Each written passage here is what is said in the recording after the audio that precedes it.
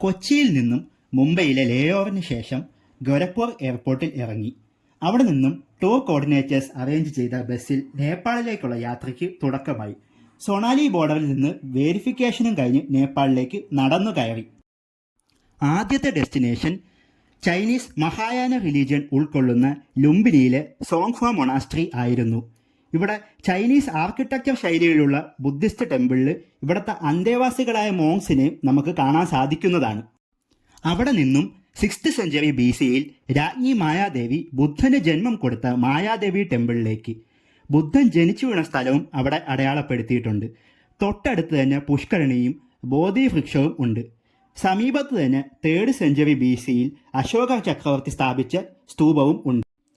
അടുത്ത ദിവസം വെളുപ്പിന് തന്നെ പൊക്കറയിലെ സാരംഗോട്ട് വ്യൂ പോയിന്റിലോട്ട്. 5:30 മണിക്ക് അവിടെ എത്തിയപ്പോൾ തെളിഞ്ഞ ആകാശത്തിൽ മഞ്ഞു നിറഞ്ഞ അന്നപൂർണ മലനിരകളും മച്ചാപുച്ചാരെ മലയും കണ്ടു. നേപ്പാളിലെ one of the best limestones cave എന്നറിയപ്പെടുന്ന മഹേന്ദ്ര കേവ് ആയിരുന്നു അടുത്ത ആകർഷണം. ട്രഡീഷണൽ നേപ്പാളി ഡ്രസ് ഒന്ന് ട്രൈ ചെയ്തതിനു ശേഷം കേവിന് ഉള്ളിലേക്ക്. കേവിൻ്റെ ചുവരുകളിൽ തൊട്ടു നോക്കിയാൽ വെള്ളം ഇറ്റിറങ്ങുന്ന ആ ലൈംസ്റ്റോൺസ് നമുക്ക് ഫീൽ ചെയ്യാം. ഒപ്പം നാച്ചുറലായി ഫോം ചെയ്യപ്പെട്ട ദൈവിക രൂപങ്ങളും അവിടെ ഉണ്ട്. അടുത്ത ആകർഷണ സ്ഥലം നേപ്പാളി ഭാഷയിൽ ചമ്മേരോ ഗുഫ അഥവാ ബാറ്റ് കേവ്. പേര് പോലെ തന്നെ ഈ ഇരുണ്ട ഗുഹയിലെ മുകളിലോട്ട് നോക്കിയാൽ നമുക്ക് 100 കണക്കിന് വവ്വാലുകളെ കാണാം. നേപ്പാളിലെ പല ഭാഗങ്ങളിലും കംപ്ലീറ്റ്ലി അണ്ടർഗ്രൗണ്ടിലൂടെ ഒഴുകുന്ന സേതി റിവർ. സേതി എന്നാൽ നേപ്പാളിൽ വൈറ്റ് എന്നാണ്. പേര് പോലെ തന്നെ പാൽ വെള്ള നിറമാണ് ഈ നദിക്കുള്ളത്. വിന്ധ്യാചലിൽ നിന്നും കൊണ്ടുവന്ന ദുർഗാദേവി വിഗ്രഹം സ്ഥിതി ചെയ്യുന്ന 19ാം നൂറ്റാണ്ടിൽ സ്ഥാപിച്ച വിന്ധ്യവാസിനി ദുർഗാ ടെമ്പിൾ സന്ദർശിച്ച് ഇറങ്ങുന്ന വഴിക്ക് ഒരു നേപ്പാളി വിവാഹ ഘോഷയാത്രയും കാണാൻ സാധിച്ചിരുന്നു.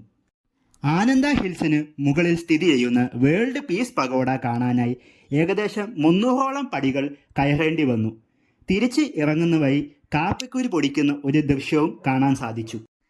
വൈകിട്ട് അണ്ടർഗ്രൗണ്ട് ടണലിലോട്ട് മറയുന്ന ദേവീസ് ഫാൾസും കണ്ട ശേഷം ബോട്ടിങ്ങിനായി ഫീവ ലേക്കിലോട്ട്. നേപ്പാളിലെ തന്നെ 2ാമത്തെ വലിയ തടാകമായ ഇത് ക്രോസ് ചെയ്ത് ഞങ്ങൾ എത്തിയത് ഒരു ചെറിയ ഐലൻഡിൽ സ്ഥിതി ചെയ്യുന്ന താൽ ബരാഹി ടെമ്പിളിലോട്ടാണ്. 2.8 കിലോമീറ്റർ ദൂരം, ഏകദേശം 1000 മീറ്റർ എലവേഷൻ, തൃശൂലി നദിയും ക്രോസ് ചെയ്ത് 10 മിനിറ്റോളം അടങ്ങുന്ന ഒരു കേബിൾ കാർ യാത്രയ്ക്ക് ശേഷമാണ് ഞങ്ങൾ മനഗമന ക്ഷേത്രത്തിൽ എത്തിച്ചേർന്നത്. വൈവിധ്യങ്ങളാർന്ന കാഴ്ചകളാണ് അവിടെ കണ്ടത്. ഒരു സ്ഥലത്ത് മൃഗബലി നടക്കുമ്പോൾ മറുവശത്ത് പ്രാവിനെ കളിപ്പിക്കുന്ന നിഷ്കളങ്കമായ കുട്ടിയെയും കണ്ടു. ഇത്ര മനോഹരമായ കാഴ്ച കണ്ടുകൊണ്ട് ചായ കുടിക്കാൻ നേപ്പാളിലെ നിങ്ങൾക്ക് സാധിക്കുകയുള്ളൂ. അടുത്ത ദിവസം രാവിലെ പ്രസിദ്ധമായ പശുപതിനാഥ ക്ഷേത്രത്തിലെത്തി. ഉള്ളിൽ ക്യാമറ അലൗഡല്ല. വൈകിട്ട് വന്നാൽ ആരതിയും മിക്ക സമയങ്ങളിലും ക്രിമേഷനും അമ്പലത്തിനോട് ചേർന്നുള്ള ബാഗ്മതി നദീതീരത്ത് കാണാം. നേപ്പാളിലെ പ്രസിദ്ധമായ ടിബറ്റൻ ബുദ്ധിസ്റ്റ് മോണുമെൻ്റായ ബൗദ്ധനാഥ സ്തൂപത്തിൻ്റെ 4 ചുവരുകളിലും ബുദ്ധൻ്റെ കണ്ണുകൾ പെയിൻറ് ചെയ്തു വെച്ചിട്ടുണ്ട്. അതിൻ്റെ താഴെ കാണുന്ന മൂക്കല്ല നേപ്പാളി നമ്പറായ 1 വിച്ച് സിംബലൈസസ് യൂണിറ്റി. ഇവിടെ ധാരാളം പ്രയർ വീൽസും നമുക്ക് ഭാഗ്യമുണ്ടെങ്കിൽ മെഡിറ്റേഷൻ ബൗളിൽ പ്രാക്ടീസ് ചെയ്യുന്ന മോങ്സിനെയും കാണാൻ സാധിക്കുന്നതാണ്. നെവാർ ആർക്കിടെക്ചർ ശൈലിയിൽ രൂപകൽപ്പന ചെയ്ത കെട്ടിടങ്ങൾക്കിടയിലൂടെ നടന്ന് പത്താൻ സ്ക്വയറിലെത്തി. ഇവിടെ കാണാനുള്ളവ കൃഷ്ണമന്ദിരും പത്താൻ മ്യൂസിയവും അടുത്ത് അനവധി കെട്ടിടങ്ങളുമാണ്.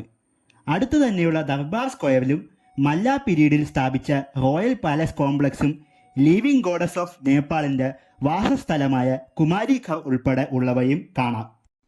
കാഠ്മണ്ഡുവിൽ മലയാളികൾ ഉറപ്പായും കണ്ടിരിക്കേണ്ട ഒരു സ്ഥലമാണ് യോധ മൂവി ഷൂട്ട് ചെയ്ത സ്വയംഭൂനാഥ ടെമ്പിൾ.